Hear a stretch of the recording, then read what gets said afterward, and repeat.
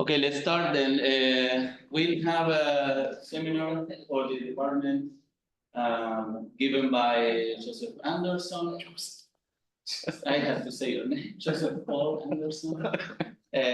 Joe, for us, is a longtime friend, and we met in Chile when he arrived for a postdoc position there. Melina and I were there, and he's working on supernovas, driving the field in observations of supernovas mostly, and also their environments in their galaxies. And now he's going to show that, his work on supernovas, but also he's head of the Office for Science. Sorry, and it will take me some effort. The head of Office for Science at ESO, European Southern Observatories in Chile. So he will also tell some things about the observatory. Hola, Nidia.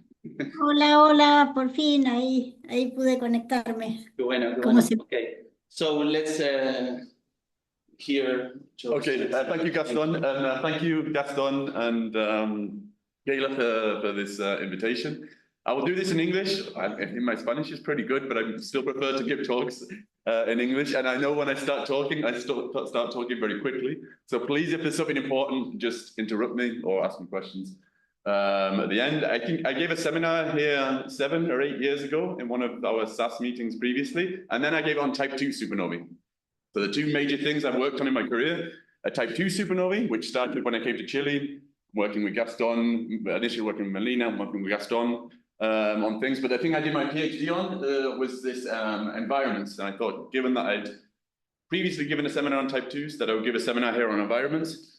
And so this talk here is going to be discussing the core collapse supernovae and their parent stellar populations, constraining supernova progenitors from star formation properties. So using the properties of the positions where supernovae explode to constrain supernova progenitors, but also turning this argument on its head and using what we think we know about supernovae to constrain the properties of the underlying star formation at the positions of these supernovae. And what I show here, and this will be the kind of talk, it's going from the work that I started in my PhD, so 18 years ago, and going up to work done by Talis, a previous student, but now ESO fellow, which is the latest work we've done on environments. And I'll go back and explain all the details of these figures on the next slides.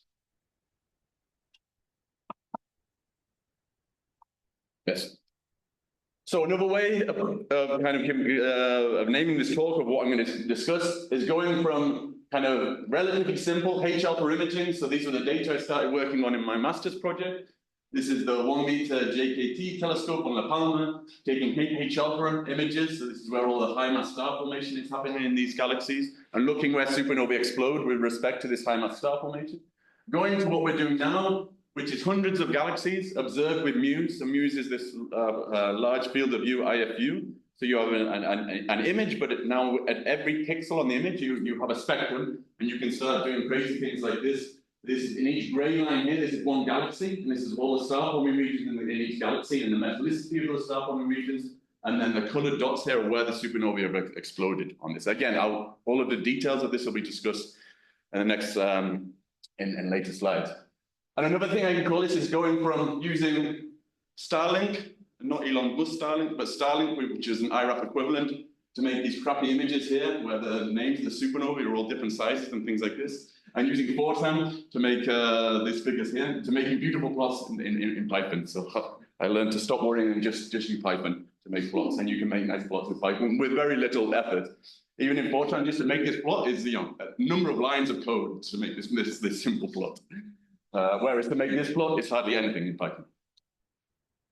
So first, before I get onto the science and giving the introduction, I wanted to give an introduction or timeline of my kind of collaboration specifically on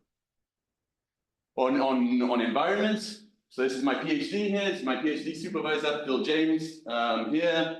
After my PhD, I moved to Chile, first as a postdoc at Universidad de Chile, started working with Mario. First PhD student, I started working with Stacy and then Claudia, Santiago, Ancho. And then around 10 years ago, we started this work on these IFUs, and a lot of this work was done with Luis, also Hanin, Joe Lyman, Sebastian Sanchez. And the most recent work I'll discuss is work that was done by Thales Tessin, previous PhD student who spent some time at ISO, and also his supervisor, Jose Luis Prieto. So to outline the talk, I'll discuss very briefly supernovae, their classification, what supernovae are, etc., how we can understand the diversity we see in different types of supernovae, where this diversity comes from in terms of the physical properties of their progenitors and their explosions. Then I'll go through this historical work that we've done on environments from my PhD coming up until about 10 years ago, and then introduce the work we're doing, and the most recent work we're doing, which is the all-weather MUSE supernova integral field nearby galaxies, a MUSE survey, and specifically the studies led by Thales in the last years, where we find a higher occurrence of core collapse supernovae in low metallicity H2 regions per unit of star formation, which I think is a really profound result that we're not really sure how to explain. And I'll go over the different kind of ways that maybe we can explain this result. And as Gaston says, I currently have a management position in ISO, and part of this coming here as well, I'm going to kind of advertise the possibilities for collaboration between people here in La Plata in Argentina and generally with ISO. The last slides. Okay, so what is a supernova? A supernova is a super new star. And how do we detect these? So we detect these as new point sources that appear in the sky. So this technique has been used for about more than 100 years, or about 100 years or something like this, or more than that when people just looking up the sky. But you look at the sky one night, and it's just the normal sky. You look at the sky another night, and you see something new there.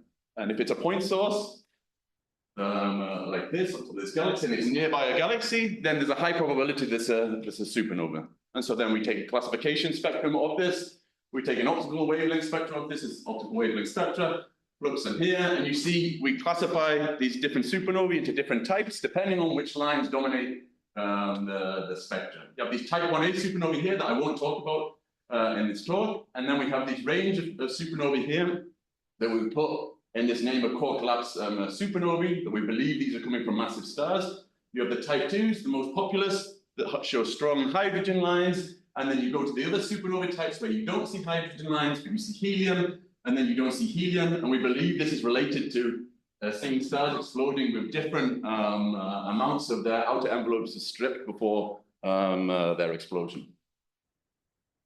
Indeed, we think that these core collapse supernovae, this is why they're called, they come from the explosive depth of massive stars. Massive stars we're discussing here are things that are probably more massive than 8 to 10 times more massive than our sun. As the star goes through various stages of nuclear burning, you go through the sequence here of one at the top. ¿Cuál es? ¿Esta?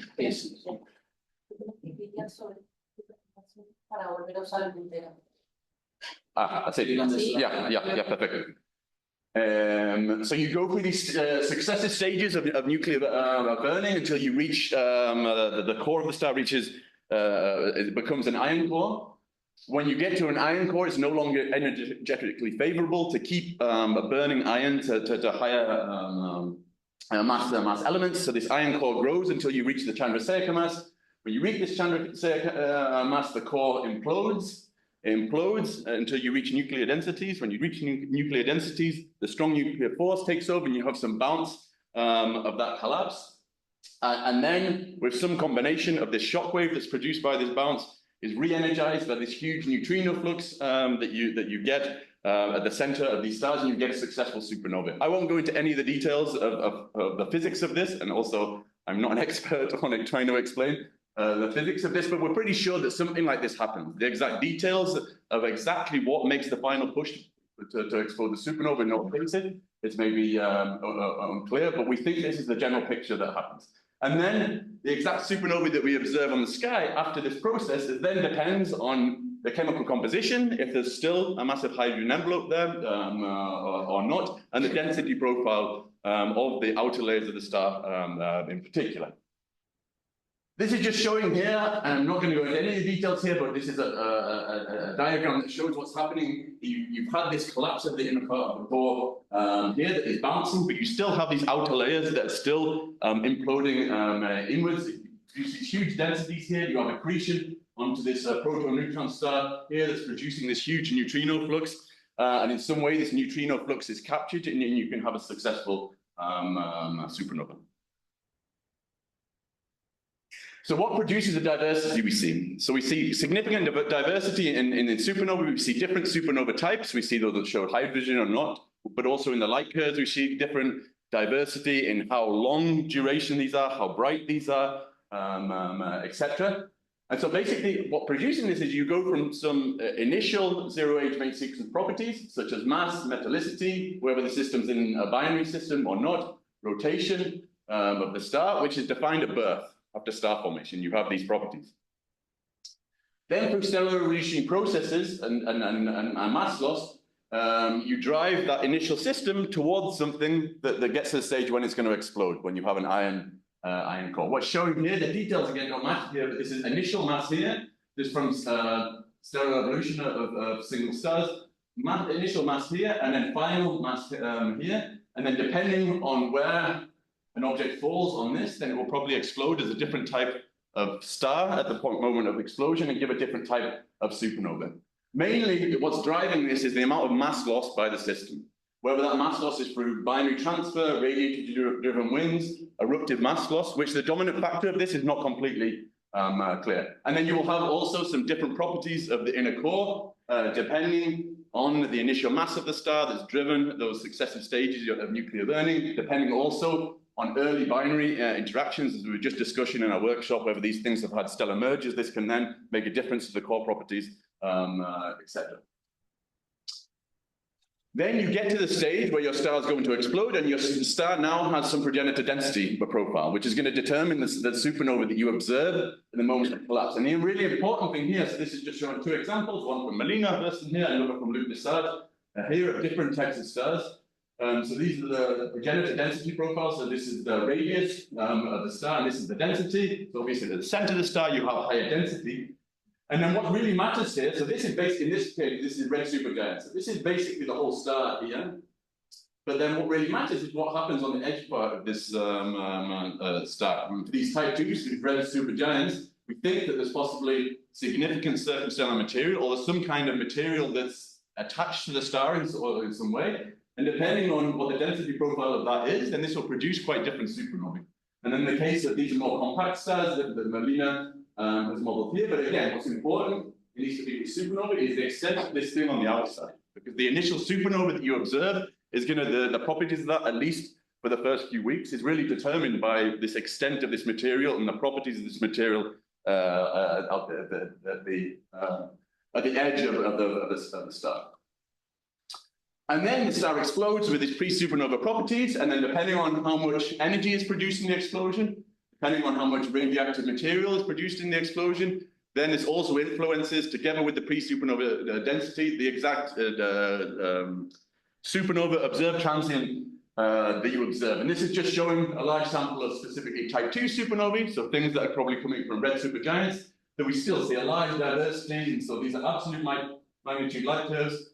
Days past explosion on the x-axis, absolute magnitude on the y-axis, and we see this large diversity in different shapes of the light curves in these different bands. It's all determined by all these properties that I list here that I've discussed previously. And the major question is, in the field at the moment, is what is dominating this diversity? And when I was starting my PhD, even though there was lots of evidence to suggest that binaries were still extremely important, at most conferences, people were still pushing single star models and that we could explain things through single star models. Given that now we understand that most massive stars are in binary systems, most massive stars will, the majority will have a significant, their evolution will be significantly influenced by the property of a binary. Then I would say today, and when you go to conferences today, then most people, the common acceptance is that binary evolution is having a significant factor on the diversity we see. And some would even argue that binary influence is the dominating factor of whether you see one supernova or not. But the main question is, which one is really dominating? Is it the zero major sequence mass? Is it the presence of a binary? It's probably in my opinion, it's probably a combination of both of these things, and I will show some results in that direction. Next slide, please.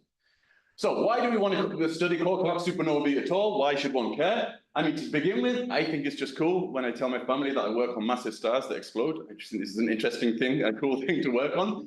But the explosions of massive stars are really important for significant understanding of the universe, right? The chemical enrichment. So these types of supernovae are the dominant producers of intermediate mass elements in the universe. These things are exploding. They're very frequent compared with other types of terminal stellar explosion. So they're doing this dynamical enrichment. They're pushing energy out into interstellar medium, which can either cease star formation or it can trigger star formation. These are places of some of the most extreme compact object physics in the universe. So we can study this by studying these objects. They give us insight into how stellar evolution has evolved because these are the final parts of stellar evolution.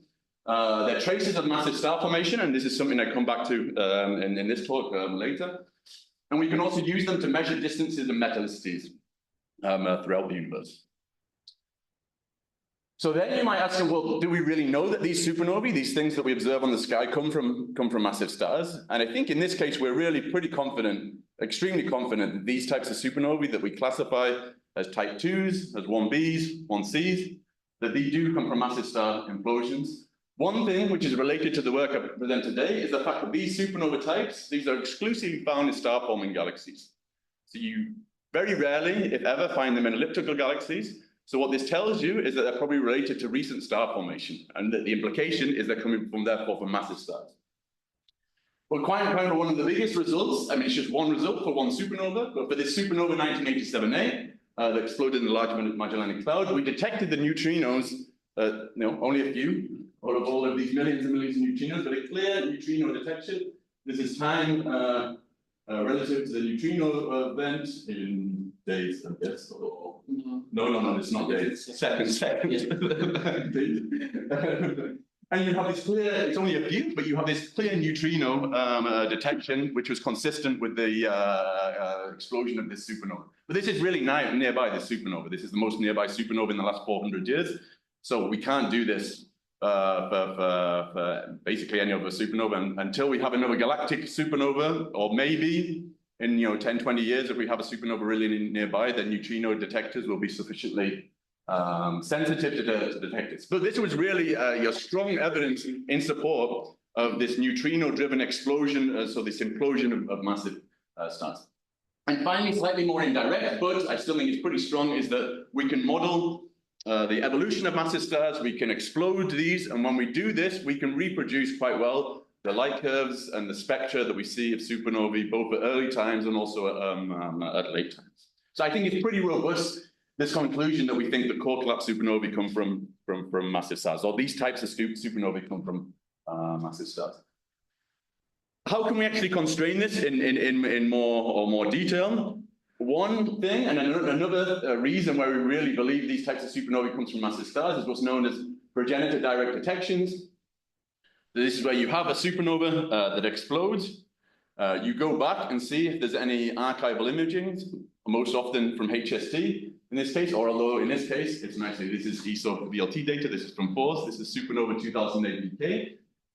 So this is the supernova that exploded. So when it explodes, it's much brighter than any of the stars that are around that position. You go back to the FORCE image that was taken, I don't know however many years earlier, 7 years earlier. And you have this red supergiant consistent with the position of the explosion. And then you go back another 5, 6 years later, and that star is no longer there. So this is extremely strong evidence that this red supergiant exploded as a supernova. But this is limited in statistics. You need to have nearby supernovae. You can't, there's no way of kind of increasing the statistics just by force. You just have to wait for the supernova to explode. We can constrain supernova properties from modeling their light curves and their spectral properties. We can look at the results, parent stellar populations, so there's in very nearby galaxies, looking, for example, of all these stars here, what masses and what types of these stars are, and then statistically saying, for 20 stars, we see masses of neighboring stars consistent with 15 solar masses, 20 solar masses. But the thing I'll discuss today is unresolved parent stellar populations. So these are generally galaxies where we can't resolve the stars, these are further away. But as we go further away, then we can significantly increase the statistics, where we can observe hundreds of supernovae. And if you want to do statistical studies, where you're comparing different supernovae, you want to start having at least tens of different supernova types to be able to do this comparison. And this is what you can do when you look at the unresolved parent stellar populations. The reason we can do this, this works well for core collapse supernovae, is that core collapse supernovae have short lives. So several million to several tens of millions of years. So in a statistical sense, we can say that the position where they explode in the galaxies is representative of their progenitors. I still wouldn't say you can say, this supernova exploded in this stellar population that had these properties, and therefore the supernova had that properties. But if you look at a large sample, then statistically you can infer properties of the supernova. So this is what I'm saying. This is a real statistical approach.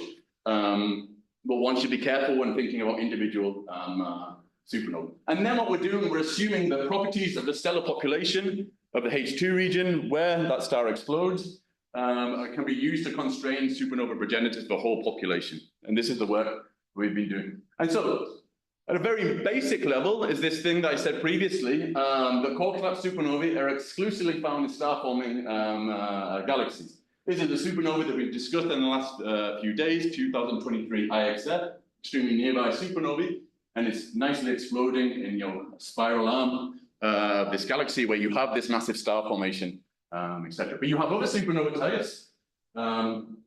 These are things that are probably coming from some type of white dwarf explosion. These are calcium-rich supernovae. That I won't go into the details of those for those who don't know the types, but these are coming from white dwarf explosions. And the interesting thing here, these are clearly elliptical galaxies, and generally you find them even far outside the light of elliptical galaxies. So this is probably telling you they must come from very old populations. So this is a very simple way that you analyze any kind of transient, any kind of supernova. You say, do they occur in elliptical galaxies? If they do, then they must have some old kind of population of progenitors with them. So this is the very basic level of doing environment studies. But this was known, 40 years ago, 50 years ago, when people started classifying different supernovae. Okay, I wanted to put this slide in here is because it's something that we never discuss, but I think, so I consider myself an observational astrophysics. We do try and do physics. It's not just astronomy, not just the stamp collecting, as some people say, but it's an observational science. So it's very different from many other sciences, right? We can't run experiments, and we can't keep things constant. And I think this is extremely important for how we consider things. And I think no one really discussed this when I was a student, but I think it's important to consider, especially when you're comparing to other sciences where you can do clear experiments. You keep things constant, you change other things. But you can't really do that here. In these environment studies, what we're doing is to constrain supernova progenitors from environments. What we're doing is we assume that we think we know something about those environments. But this is the biggest assumption. We assume that some H-alpha flux is giving us some information about the star formation. We assume that the ratio of different emission lines we see in these H2 regions is giving us some information about the abundance. That assumption is probably pretty strong, but there's lots of caveats to that and lots of uncertainties in that we should always discuss when we're publishing papers on this. And my feeling is that people don't discuss the caveats in these assumptions enough. When you go to another field who are using supernovae as their assumption, then you say, well, we don't know, that's not how supernovae work. But they're using what has been the common knowledge for the last 20 years, that a 25 solar mass star explodes as this type of supernova, etc. So my point is here is I think this is extremely important, that we should consider more and discuss more than we do. And as you see in this talk, is when you're making these assumptions, of course, you can always put this on its head and say, okay, instead of assuming something about the stellar population, we assume we know something about the supernovae. Yeah, we think these things come from massive stars. So therefore, if these come from massive stars, we can assume that as our assumption to study the properties of the star formation where they're occurring. Okay, so where did this all start? Back in the first paper that I have here in 2006 as part of the master's work that I'd done before when starting my PhD. And this was using H-alpha as a tracer of ongoing star formation. So H-alpha, at least in star-forming regions, is produced. You have these massive stars, 15, 20 solar massive stars that are producing this ionizing flux. They're ionizing the material of the ISM around them, and you produce these H2 regions. One of the strongest, or the strongest line is H2 regions. It's nearly always H alpha, and H alpha is a very strong, therefore strong tracer of that there is massive star formation going on at that particular site in galaxies.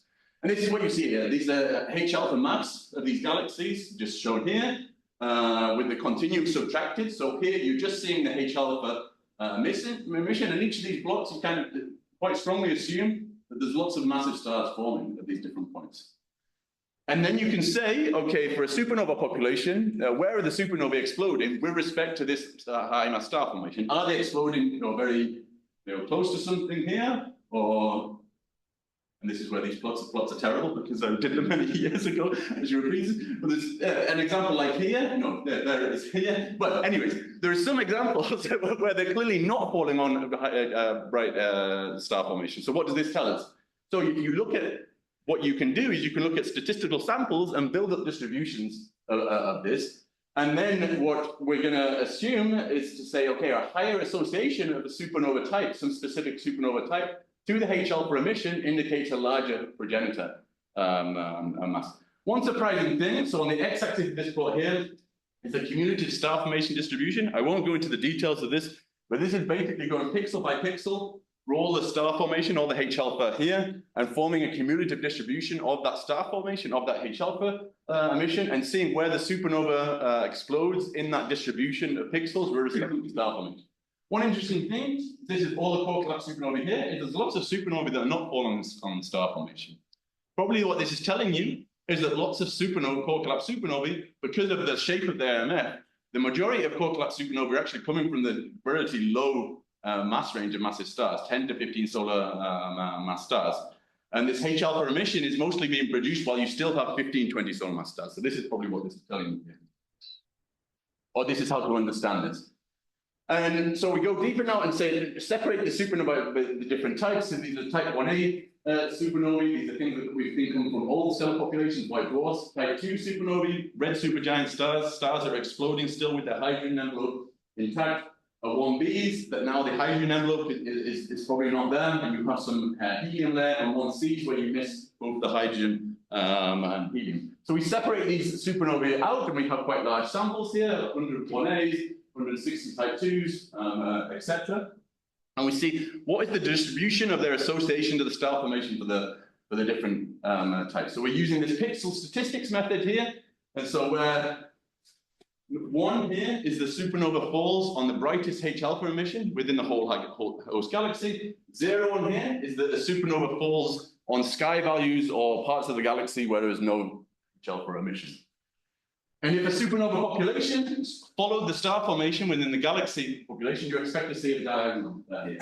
So as things go away in this direction, you're having a lower association to the star formation, which you can imply means longer stellar lifetimes and therefore lower masses. And therefore, from this work, then we claim that we see this progenitor mass sequence going from type 1A's, coming from the lowest mass system, which we expect. These things are associated with white dwarfs, low mass white dwarfs. Going to the type 2s, and then 1B's and 1C's coming from higher mass progenitors. Another thing that we did at this time was to look at the radial distribution of supernovae within host galaxies. So in galaxies, you have various properties of the galaxies that change as a dependence of the galactic central radius, so whether they occur in the central parts of the galaxies or further out.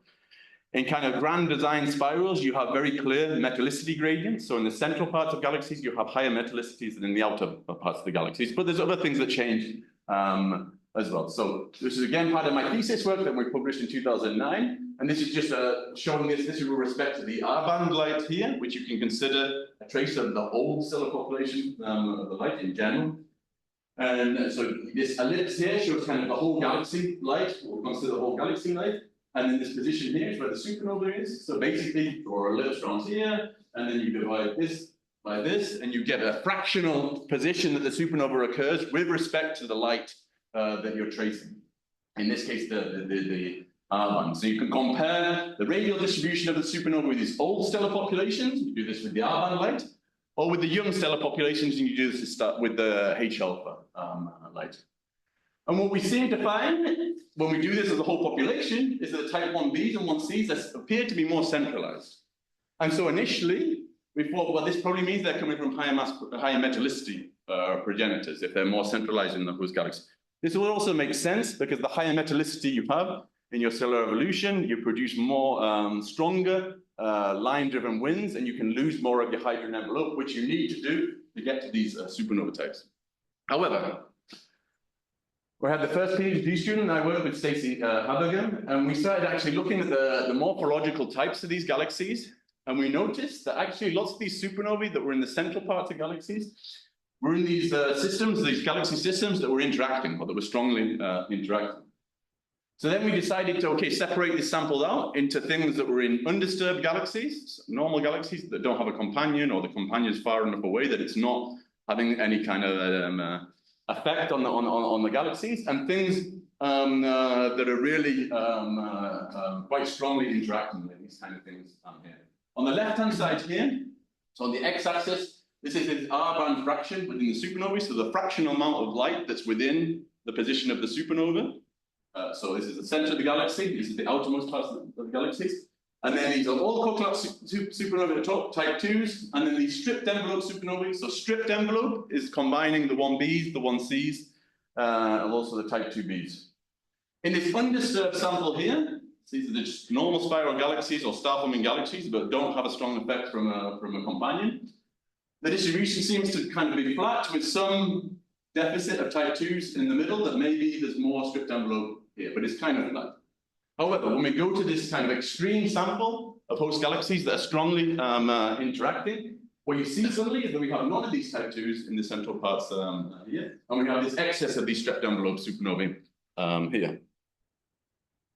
So now, this is where you can do this thing of turning this argument on its head and say, okay, how can we understand this? Well, if we believe, as I've argued from, that we get from this, that type 1b's and 1c's are coming from more massive stars than the type 2s. If we take this as our assumption now from previous work, then you can say, okay, therefore the supernovae that are exploding in the central parts of these disturbed galaxies are more massive. And then we make the argument that therefore the central parts of disturbed galaxies maybe have IMFs that are biased towards more massive, towards higher masses. So in the central parts of the galaxies, the star formation is producing more massive stars, like very massive stars, compared with the less massive stars. And there's some theoretical work to support this, that when you have this extreme star formation where you have these interactions, the properties of that star formation indeed could be different, the temperatures are different, etc. And this was the first kind of thing that we were doing, of turning this argument on its head, using our knowledge of supernovae to infer something about the star formation properties below. Okay, and so before I get to these IFUs and the things we're using now, the other thing that we were doing historically was using slit spectroscopy. So these are example here, this is a star-forming merging galaxy here, which is from one paper in 2011. You have a slit along here, the light goes through this and then passes through a prism or a grism, and you go to a spectrograph. And then the issue here is that you only have limited amount of spatial information. You can extract a spectrum anywhere around here, or in this case we did 2 slits across these galaxies, and these are the positions we extracted spectra, but you don't know what's going on here and here.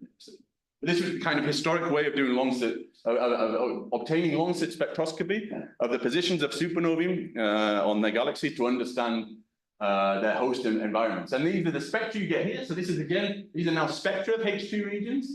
These optical wavelengths, this is the bluest part here, so 3,500 to 5,500 angstroms. The redder part here, you see the booming H alpha line that I was discussing where we take imaging previously, but now you have the spectroscopic properties. So you have these different lines, N2 here, sulfur 2 that I haven't labeled here, oxygen, and H beta.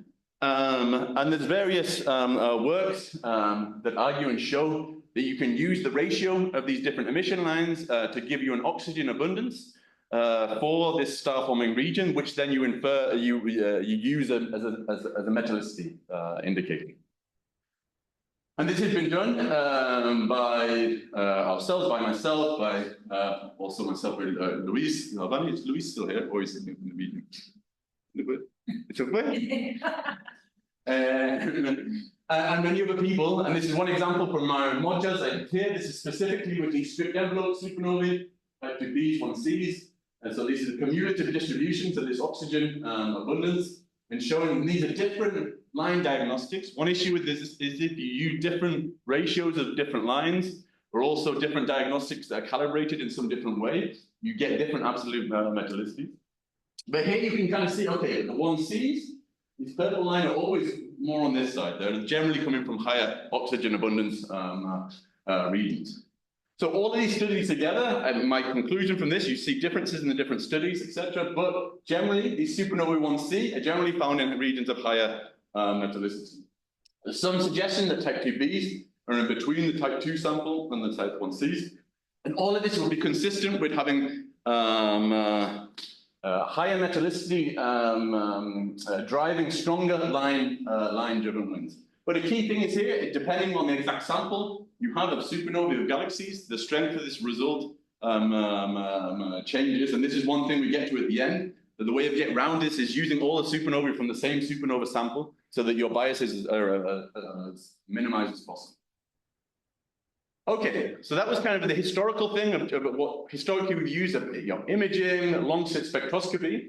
But then from, I mean, these IFUs have been around for maybe 15, 20 years, but they really started to be highly efficient on large telescopes that you can do the work that I'm showing here for the last maybe 10, 15 years. So what an IFU is now that you have over some field of view, you don't just have a slit that you place over some object, over some kind of field of view, you have a spectrum at every single point. In this case, this IFU called PMAS, and these are individual fibers. So you have many fibers, I can't remember how many in this hexagonal shape here, many thousands of fibers that are all packed close together, and then you observe galaxies with some offsets, and then you can get at every single position here an optical wavelength spectrum.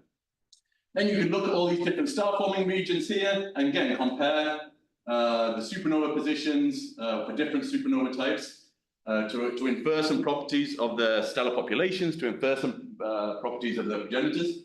This is what's shown here, so you can't really see here, but this is 1C supernovae, 1B, type 2Bs, 1As is the interesting thing here. And these are different age bins here. This is fitting a stellar population code to the position, to spectral energy distribution of the position where you see the supernova, and saying how much of the distribution within that population is represented by different age bins compared with the type 2s. So this says the 1Cs seem to be showing a younger component with the type 2s. This is age, younger age on this part. The other types, not so much, but 1A is clearly showing all the stellar population, which is consistent with how we consider it. But with this work here, this is still just looking at the individual supernova positions. But now you have the information of the whole galaxy. You have not just the supernova position, but you have the H2 region here. So you can start asking questions of how did the supernova positions compare with all of the other star formation within the host galaxies. And so we did this in this plot, and this is the kind of first work of doing this, one of the first work of doing this. Each gray point here is one galaxy, and every single step here is an individual H2 region here. The property here is star formation rate, and then the colored points are where the supernovae are found within that distribution. So in this paper, we kind of just plotted this, and this is a mess, but we have all this power of IFUs, and we didn't really know exactly what to do with it. But I'll get on in the next slides of how we've gone much beyond that now. But this was the first time of kind of looking at this and trying to understand, so what do we actually do with this whole information? It's crazy amounts of information here, but how do we analyze this to understand supernovae, to understand the star formation? Okay, and then came along MUSE. So MUSE is an instrument at the VLT, so 8-meter telescopes in Cerro Paranal in the north of Chile. MUSE uses a slightly different technology, well, quite different technology. So this was many fibers taking the light, so you can have individual spectra. But MUSE uses a technology called image slicing. So you have a field of view on the sky. So MUSE has a field of view of 1 arc minute by 1 arc minute. And it uses lots of mirrors and things like that. I don't know, I can't explain all of the details of the technology, but basically slices up the image you have here into lots of small slits. But then you have a slit that's kind of pseudo slit. Then you can put the light through the spectrograph. That means now you have this 1 by 1 arc minute field with, again, a spectrum at every single pixel. But these pixels are quite small now, much smaller compared with the previous case from PMAS here. So when this instrument came online, then we started submitting proposals every semester, and submitting these proposals, which are called bad weather proposals.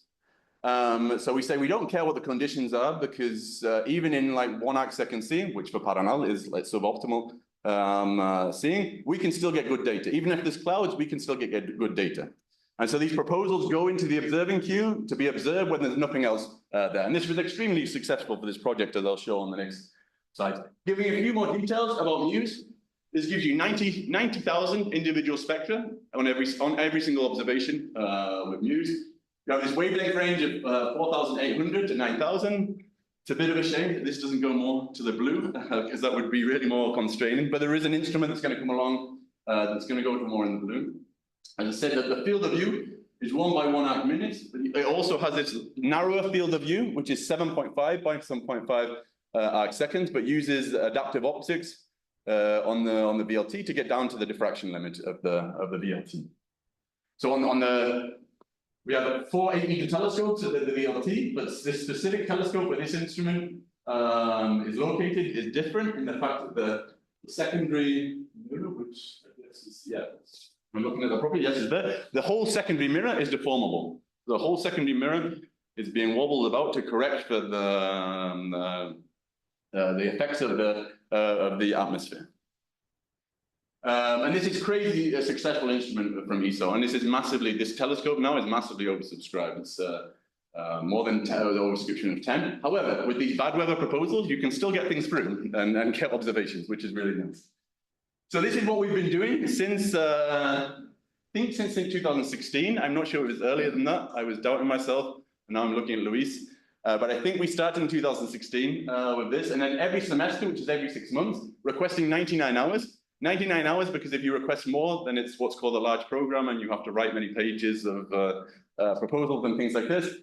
And each semester changing slightly the science case. So this is just an example here. So one semester we were looking at type 1a supernovae from the Carnegie Supernova program to look at cosmology, how we can use the environments of cosmology for progenitors, these things called tidal disruption events, where a star goes too close to a supermassive black hole in the center of its galaxy and gets ripped apart. Trying to understand which galaxies those events happen in. The low luminosity of supernova host galaxies to look to see if we can see supernovae at very low luminosity, host galaxies where the population and the progenitor is very probably low metallicity, and various other things, as I'll show on the next slide. So, and these data have also been heavily used for galaxy studies. Lots of that work is led by our collaborator Sebastian Sanchez. Okay, and this is what we have now. So we have a paper that's been in prep for many years, which is my fault. But Luis is leading this. He's saying it's his fault, but we should have done this many years ago. But this is going to kind of publish all of the statistics we have for this, and we have huge amounts of data. So we have 740 galaxies observed with MUSE and 806 environments. So what I think this means is 806 individual supernova positions within those galaxies. We have lots of different supernova types, so there's lots of information here. But type 1As, basically 450, type 2s, 330, the other types 50, 60, etc. So we have large statistics here, but these are all from different surveys, and this is one of the things that you have complications if you merge everything from different surveys. This is the first work that we did with MUSE. So this is what's known as science verification data. They commission an instrument. And then they say, okay, now the call for proposals for people to test how well the instrument is working. We requested the observations of a small number of galaxies that had hosted supernovae. So here now these collapsed to white images of the galaxies observed with MUSE, and then each one of these individual dots, circles, is a H2 region that has been identified within those galaxies, and these different positions are the different supernova positions. And we can go back and make the same plot that I showed previously. This is now HR for equivalent width. It gives you some indication of the stellar population age. And this is the distribution of all of the H2 regions within that individual galaxy. So it's NGC 2906 is in red, and then that's where the supernova exploded. Obviously, in this case, we have low statistics. We couldn't do much in this paper other than show the information you have from MUSE, but I will show how we've gone on to use this, I think, quite successfully with others. Okay, now this is the kind of main result that I want to finish with. So this is coming from combining this amusing survey that we have with supernova coming from a specific supernova survey called Assassin. And so Assassin is these very kind of off-the-shelf telescopes, lots of them put together. So small telescopes, but to scan the whole sky as quickly as possible. And they're in different locations around the world and still working today, basically scanning the whole sky every single night, down to 18th magnitude. Jose Luis, Universidad de Portales in Santiago, was part of the Assassin project, and Thales arrived as a PhD student a number of years ago to start working on this. And indeed, you know, myself and Luis have been making slow progress on these samples for many years until you get an excellent PhD student to come along and do all of the hard work and actually get something published. So this is an untargeted survey. So what this means is that previous supernova surveys, I mean, this is now 20 years ago supernova surveys, were targeting bright galaxies because they didn't have a very large field. So you went around a list of galaxies and said, okay, I observe this tonight, this tonight. But then that's obviously a bias towards those galaxies. You're not observing anything outside of that. So if you don't know that there's a small little galaxy here, you'll never observe it. Whereas you're scanning the whole sky, now the only thing you're limited by is your limiting magnitude. So we have around 100 supernovae from this Assassin survey that we then observe with MUSE. I put analyze at the start here because we have many more now from Thales's programs in the last few years that Thales is in the process of analyzing. And these supernovae are randomly selected from the Assassin survey, so we should have a kind of representative sample of Assassin supernovae within the limitations of that survey and the bias of that survey, observed with MUSE. And then we do two things. One, we do the kind of classic thing that I've shown. So we compare the specific positions of the supernovae for the different supernova types and ask what this can tell us about the progenitors. But this is the big thing now, is that we can compare the position where the supernova exploded with all of the H2 region, all of the star formations within the host galaxies. And to me, this is telling us something profound when we do this. So this is showing the supernova type here. So this is just a reflection of how we discover supernovae in the universe. It's dominated by type 2s. And this is problematic for a system, some of the results I've shown in the next slide, because we don't have so much statistics of these other types. But Thales is working on that with another sample. This is showing here an image. So this is a DSS image of the galaxy. This is the field of view of MUSE. This is now showing the galaxy in different colors: oxygen in blue, H alpha in green, sulfur in red. And this is the position where the supernova exploded. This is after Thales has run through the galaxy, the H alpha map through a H2 region identifier that looks at the H alpha emission and says, okay, this is H2 region, etc., etc. And does this kind of segmentation, searches for different emission peaks in the H alpha, and then makes this is a H2 region, this is one, etc. And then this is now a map of those H2 regions, but shown in metallicity and oxygen abundance, where the kind of the yellower color here is a higher oxygen abundance, higher metallicity, than the bluer color, lower metallicity. So with respect to the first part of going back and doing this classic thing of just comparing the specific explosion sites to the supernovae of the different types, we can see the result here. So this is the fractional number of supernovae. These are cumulative distributions. And here, this is the oxygen abundance that we say is an strong indicator of the metallicity, increasing in this direction. And so what you see here, so this is just splitting the supernova now very broadly, type 2s, hydrogen-rich events, so red supergiants that are exploding with a hydrogen envelope intact. And this, I won't talk about these type 2Ns, these are interacting supernovae, but if you compare these stripped envelope supernovae, so the ones where the envelope, the hydrogen envelope, has been removed through some process, then it's offset to the right here. So it's higher metallicity. And again, this is consistent with what we've seen previously, but now we're doing this with a sample that we think is much less biased than these previous samples, which were just heterogeneous sampling of the literature. But this is consistent with what we saw in the literature previously. Something new that we're doing now that we couldn't do previously, because lots of the supernovae previously were just classified as a type, but never had any additional data of their light curve morphology or anything like this. But now with Assassin or these surveys that are scanning the sky every night, you get the discoveries, but you also get the light curves for free, because every single night you have a new photometric point in the light curve. And then you can start comparing the environmental properties, the metallicity on the x-axis here, with the light curve properties. Specifically here, this is the absolute magnitude in B, I guess, Tallis, or I can't remember which one I chose, but in some optical band here. And okay, the numbers are not very great here. Again, we're working on larger samples, but it seems to suggest here that for these, I'm sorry, I don't have the label on here. This is the stripped envelope supernovae. It seems to suggest that the lower metallicity, the objects of lower metallicity have higher peak magnitude. These stripped envelope supernovae, their peak magnitude, their peak luminosity is determined by the amount of radioactive material that was produced during the explosion. So if we think this is robust, I think this is low statistics at the moment, so we need to reproduce this with many more supernovae.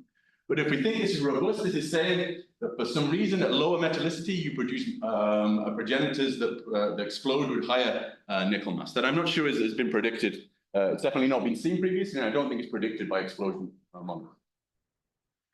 Okay, so this is repeating. So now, overall, we see things that are generally consistent with the literature.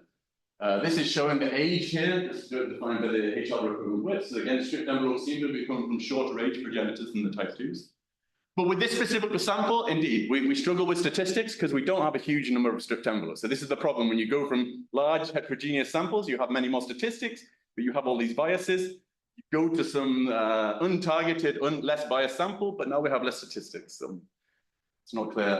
So, I mean, you just need more statistics with an unbiased sample to move forward. But these results are generally, I would say, consistent with what we've seen in the literature from many different studies.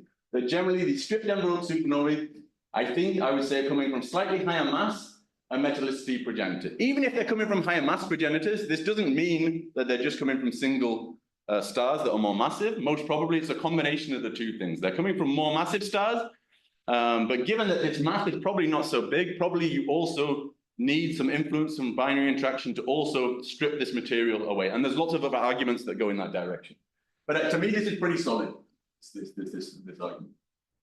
Yeah, and there's some indications that we have a correlation between the peak brightness, which is the amount of nickel 56 that's ejected, and this and metallicity. So this, if this is robust, this can really constrain stellar evolution, if this is robust, because this is really constraining the core structure, which determines the amount of nickel that's produced in these core collapse supernovae. Okay, but the most interesting thing now is going beyond these individual supernova positions. I have no idea how much time. If I'm going massively over time, or I'm okay? Casi la una, so we're almost 1 hour. Okay. 50 minutes. Yeah. Okay, I'll show this result and then quickly go through the explanations here. Apologies for it. So what we want to do now, as I say, is compare each supernova position with the distribution of star-forming properties of the whole of the rest of the galaxy. And they ask these questions and say, when we do this, do the core collapse supernova follow the star formation, traced by these H2 regions? What constraints can this put on the progenitors? Or what constraints can this put on the massive star formation? Do the different types of supernovae explode at low or high metallicity, not with respect to each other, but with respect to all star formation within their host galaxies? And for this, we have this sample, 100 core collapse supernovae, 8,700 H2 regions within these galaxies. And this is what we find. And so to me, this is a stunning result straight away. So what this is here, these are these 8,700 H2 regions. This is the cumulative distribution of the metallicity of those H2 regions. And then these are the core collapse positions. So you don't need to do any statistical test here, given the numbers, to say this is hugely statistically significant. The core collapse supernovae, and this is normalized in the amount of star formation. So the core collapse supernovae per unit star formation are significantly preferring to explode in regions of lower metallicity. This is the individual supernova here again. So these gray lines are each galaxy, and then the colored lines are where these supernovae are exploding. And when we split this, so the median is around half. So if you look at all of the galaxies, there doesn't seem to be a preference within the galaxies for higher or low metallicity. However, when you split the galaxies into the lower half and the higher half of metallicity, and then these high metallicity galaxies, these big, where lots of the star formation in the universe is happening, there seems to be a preference for the supernovae to be exploding in the lower metallicity regions. Yeah, I won't explain this in the amount of time, but this is the important plot here. Now, if we put this in bins, so this is again metallicity on the x-axis, and on the y-axis now, this is the number of core collapsed supernovae per metallicity bin per unit of star formation. So what this is saying, the number of core collapsed supernovae at low metallicity per unit star formation, which is the really important thing, is much higher at lower metallicity than at higher metallicity. And this is crazy. Like, if you have any idea of understanding of star formation, understanding the supernovae, this is not at all expected. And so we spent a long time, maybe a year, just trying to think, have we done something wrong, etc. I think we haven't done something wrong. I think Talis did it right. We checked it with other people, but maybe we're still just misunderstanding something. This is taken directly from the paper. The occurrence of core collapsed supernovae per unit star formation in abundance is posed that SMC and LMC are higher by factors of 15 and 5 compared with these of solar. So these are huge, huge factors. This is not just a factor of 2 or 3. Indeed, this result is not predicted by cell evolution, nor understanding of massive star evolution, nor understanding of massive star formation. So how do we explain this? So I'll go through this quickly, and we can discuss later, or with other people, etc. We have kind of 4 possibilities that at the end, we present these in the paper as just possibilities. We don't know. I have my favorite now, and I will say, the first is this massive star explodivity. So maybe at higher metallicity, it's just much harder to explode stars. And therefore, per unit star formation, at high metallicity, lots of things are failing to explode compared with low metallicity. However, the effect would have to be huge here, and we do see effects. Sorry, the plot here is initial mass here, and these black things are where things don't explode for different models. So there is some modeling expectations that there are stars that don't explode even though they're massive enough. But however, model predictions actually go in the other direction. At lower metallicity, you expect more black hole formation, and so less core collapse supernovae. Maybe there's some selection effects. Maybe at higher metallicity, we're missing many supernovae. However, again, this could be the case, but the factor is huge. This would be a huge number of supernovae that we're missing. And it only goes in one direction, because we have the supernovae we detected. The supernovae can only go up. And so the rates of supernovae would have to be underestimated by a significant factor. And this would have huge implications for our understanding of supernovae, massive star formation, etc. So this also seems unlikely.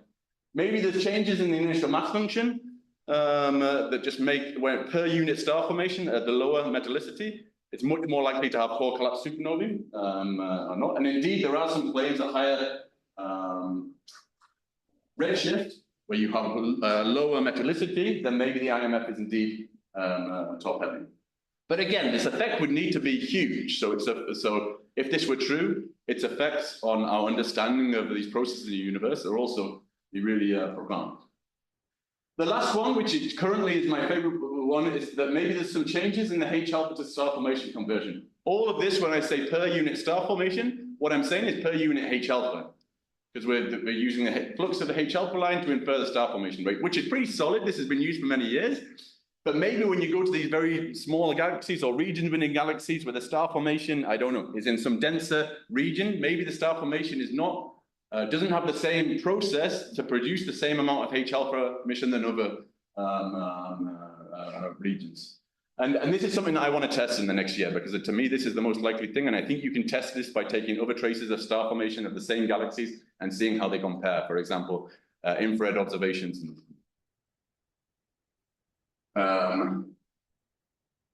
Yeah, so to me, this last explanation seems to be the less drastic. I think would have the least impact. And as Malene was saying earlier, one is evaluating all these different processes. One usually needs to, Occam's razor, you look for the simplest explanation first and see if that makes sense. But we have to test this. Or maybe we've still done something wrong, but no, this is published doesn't mean anything, but this is published now. We've checked this with many people, and no one has been able to find an error in our calculations and how we've done this. Okay, so I'll skip over these slides to get to this part. Do you want me to do this part? Yes? Yes. Okay, so this is just to do a bit of advertisement of the possibilities of ESO, what we're doing at ESO at the moment. So at ESO, so I'll say something now that before I get to the next slide, that, you know, when I present this to an Argentinian public, people say, okay, but ESO is Chile, Argentina is not a member state, so why do we care? You have amazing telescopes, why do we care? Well, you can apply to the telescopes just as anyone else, and you can get time. So that shouldn't be a factor in not being excited with the instrumentation we have. And as I'll get onto the last slide, there's lots of opportunities for collaboration as well, which then, you know, Argentina not being a member state then is somewhat irrelevant for these opportunities of collaboration. At the Very Large Telescope, Paranal, in north of Chile, we have these 4 8-meter telescopes. We also have Vista 4-meter telescope, lots of different instruments, 3 instruments on each 8-meter telescope. We have these specific consortium, community-led instruments now at LaCIA. The LaCIA operations models change somewhat. So you have NERS, there's dedicated to exoplanets, SOX, which is dedicated to transients. We're in collaboration with ALMA, that's currently going through a significant upgrade to make it more sensitive. This is the instrumentation layout at the VLT. So for each UT telescope, we have 3 instruments. 4 is the oldest instrument, but still an extremely efficient optical spectrograph. I won't go through all these things. We have MUSE arriving, which is a many fibers spectrograph. We have Vizier, which is in the mid-infrared, adaptive optics instruments such as Sphere to look at protoplanetary disks around stars with extreme adaptive optics. As I said earlier, at the UT4, we have what's called the adaptive optics facility. So the secondary mirror is fully deformable. We also have 4 laser guide stars here, so you can get down to the diffraction limit with various instruments here. And we have the VLTI, so this interferometer that can be used with these smaller telescopes here, or using the combination of the UT telescopes here. In the future, the ELT, Extremely Large Telescope, is on track. This now looks very different. This is from about a year ago here, but the dome is being built. The thing is being built. Now they're building the kind of the structure inside the dome to start mounting the mirrors. The ELT will go deeper or pretty much as deep as the JWST, but will have a significantly higher spatial resolution than JWST. ESO is now a partner in the Cherenkov telescope array, which is under construction. We'll also be on the same site close to where the VLT and the ELT will be. We continue to have an instrumentation program in the VLT. Specifically, Blue MUSE is similar to the instrument I've been discussing, but going to the bluer wavelength. And it was recently announced that we were going to be working on the next project, so what comes after the ELT. So there's lots of ideas for what we should do in the next 20, 30 years.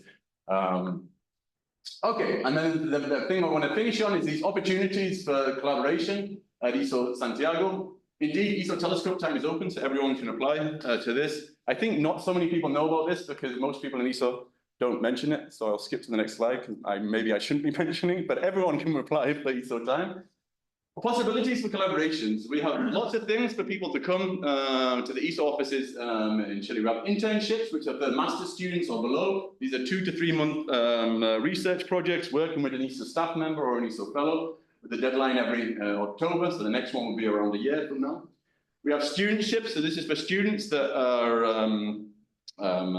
enrolled in a PhD program somewhere, but they can come to ESO for 6 months and 2 years to work on a project in collaboration. With an ESO staff member, with Gaston, we supervised Priscilla Pesci a number of years ago. I think there's some other students that came from La Plata on other topics, but I can't remember their names, but I think there's been more than one. Anna. Yes.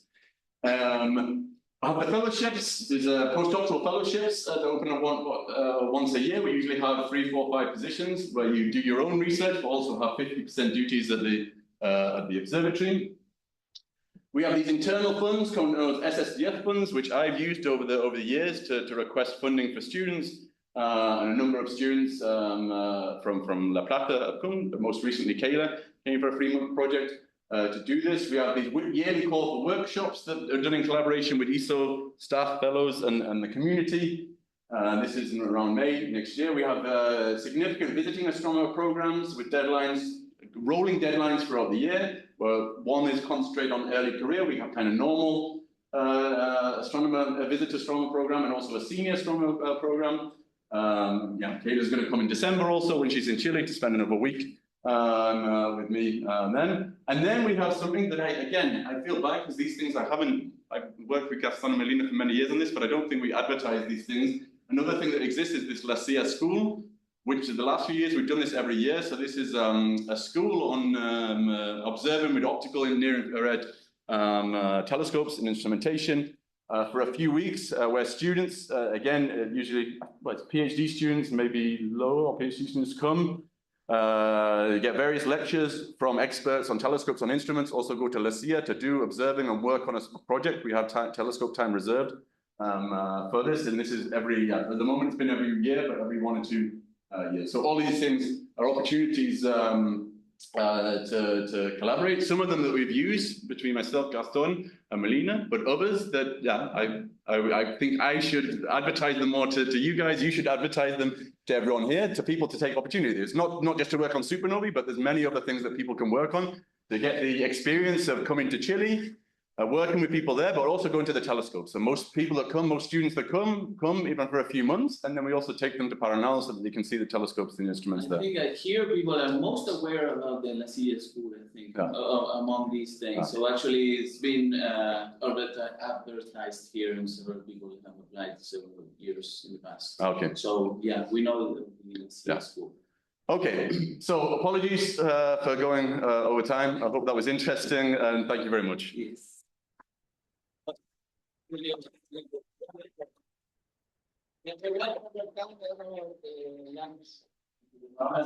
a little bit longer, no? So if there are questions for George, just take the opportunity. It's your opportunity. Tomorrow is leaving. Elena. Regarding the funding, this information is possible to find in the website, right? Or maybe so website or how? Yeah, but it's probably a bit dispersed. Maybe it's easier that maybe I can make a website where it's all in one place. I think at the moment it's in different places, or I can send you like a PDF with these things that then you can distribute, and I can try and do this on some regular occurrence that you can then distribute to people. I have a question from science part, but I don't maybe. No. Yeah. Go ahead. So, very interested the trend that you find for the metallicity relation with the number of formulas. You say that one possibility is some problem with the IMF, right? Well, not a problem. I mean, you can explain this. Okay. So indeed, when you convert, you have a H alpha luminosity at these positions. You convert this to a star formation rate. Assumed in that is also an IMF. I mean, if you change between different IMFs in literature, then this makes negligible difference. But I mean, there are arguments, and as I said earlier in our work, we've argued this from 10 years ago, that does seem to be some evidence, how robust it is or not, one could argue, that in certain environments or certain positions within galaxies, or certain galaxies, you have star formation that proceeds in a different way that you could produce a different IMF. Yes. You could explain this result if in these lower metallicity regions within galaxies, and specifically in the lower mass galaxies, then the IMF is much more biased towards massive stars. So per unit star formation, you're producing many more stars that will explode as core collapse supernovae than in a normal IMF. And that could reproduce this. But again, the result, the effect would have to be very strong. For the normalization that you do? It's a conversion. Yeah. So I mean, that would, if that was the effect, then in your conversion, then you would add this into the conversion. So you would have H alpha at metallicity X uses IMF blah, and then that should give you the correct conversion to the star formation rate. And you tested different IMF, and you say that No, we've tested nothing. In terms of discussing this is kind of, this is qualitative discussion for these possibilities. What we need to do now is actually investigate these things. Yes.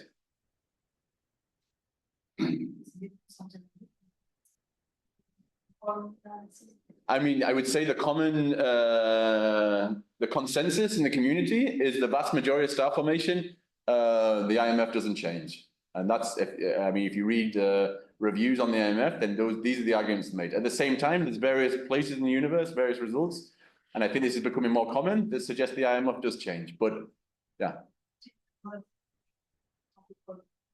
Should not maybe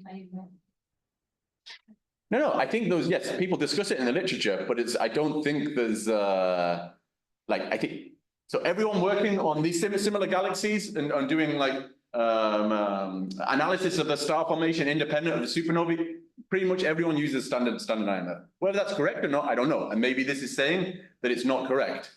But I think it's still standard practice in the community to just use a standard IMF. But maybe that's wrong. I have another question. Claudia. So you said that the corpuscular supernovae are found in lower metallicities compared with the galaxies. So More higher frequency in lower. here, the two regions compared with the. Yeah. But here, I guess the numbers for collapse. So the number I2 is higher than strict temporal. So here we combine, sorry, you can. Yeah, because and you mentioned before that strict temporal are found in metal-rich environments. So maybe this result is biased by type 2 because it's the more abundant number that you have on others. Well, but if you, so that's right. I mean, the metallicity difference is not very high. So when we published this, we decided to put them all together just because we don't have many stripped envelope supernovae. When we initially did it with the stripped envelope supernovae, they were actually even more offset in this direction, which didn't really make sense. We have a larger sample now, and we'll split the supernova samples. But still, if you the number of supernovae that we have in the different types is not vastly different from the rates that people publish. So we say this is all massive stars that are exploding. All the massive stars that explode in the universe should trace the star formation pretty well. And here we're saying, well, it traces star formation, but towards lower metallicity. So I think we need to do that analysis, but I don't think that can be explaining this offset, because unless the rates are wrong and quark-collapse supernovae are dominated by stripped envelope supernovae and they prefer higher metallicity, then that will push in this direction. But I think the numbers we use here is pretty close to well-defined rates in the literature. So I don't think you can artificially push it in this direction by including more stripped envelope supernovae. I mean, you can do that, but it wouldn't be unphysical because you don't have so many stripped envelope supernovae in the universe. I also have a question. Why do you, because I like your explanations, intriguing also for these differences, the one you think is most probable, but why do you disfavor this floatability regions explanation? Did you mention that? I mean, because that's also nice and intriguing. And I mean, just because there's no suggestion from anywhere that this is the case. You said the metallicity goes the other way around it. I mean, generally, but okay, these types of stellar evolution models, how much we should trust the exact structures of the cores and things like this, I don't know. But indeed, a lower metallicity, so you don't see this now, but if you see the classic plots of black hole formation, neutron star formation, generally when you go to lower metallicity, the region where you produce black holes becomes more significant or more dominant. And probably if you're producing a black hole, it's less likely you will have a successful supernova. So the model predictions from stellar evolution would go in the other direction. Of course, that might just be wrong. Yes. And this might be constraining that. But yes, again, the effect would have to be then huge, that really at high metallicity, for some reason, the core structure is such that you don't explode these things. I mean, I'm not ruling this out, but yeah, to me, that just seems less likely. And the first version of it, it's not like a fundamental. This is very open. This is one work, and I don't know, other people don't really agree with this. I know the junk model. No, I mean, this is just a show for visualization process. But No, I know. But in terms of the black hole being higher low metallicity, I think that's more solid. I think that's more agreed upon. But indeed, the first version of this paper, we had as the title, a metallicity dependence on the explodability of massive stars, like a sexy title. But then we thought, let's not sell it too strongly in this direction.